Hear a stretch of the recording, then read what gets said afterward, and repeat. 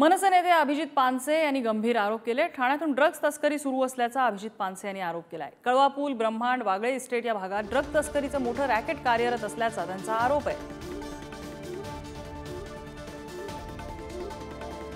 MD नावाचं एक drug सर्रास ठाण्यामध्ये, कल्याण डोंबिवलीमध्ये विकलं जातं आणि हा प्रवास आता हळूहळू महाराष्ट्रभर मुंबईपासून सुरू झालाय।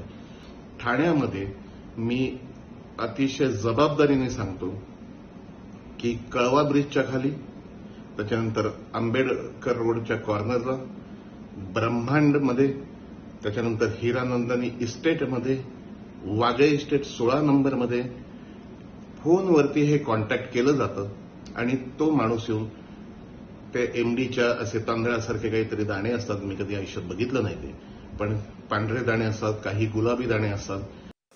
हे बघा, मी परत सांगेन, उद्या याच्या बाबतीत माझ्या विभागानं जे नियोजन केलेलं आहे पुढचं, त्याच्या बाबतीत स्वतंत्र पत्रकार परिषद मी घेणार आहे। पण समजा पानसेने अशा पद्धतीचं काही ट्विट केलं असेल, काही ठिकाणांचा उल्लेख केला असेल, तर माझ्या विभागातल्या अधीक्षकांना, मी ठाण्याचा देखील पालकमंत्री, तिथल्या पोलीस आयुक्तांना अशा पद्धतीच्या ठिकाणांची तातडीनं तपासणी करण्याच्या सूचना दिल्या जातील आणि जर त्या ठिकाणी काय आढळलं तर त्याच्यावर कारवाई 100% केली जाईल, आजच्या आज केली जाईल।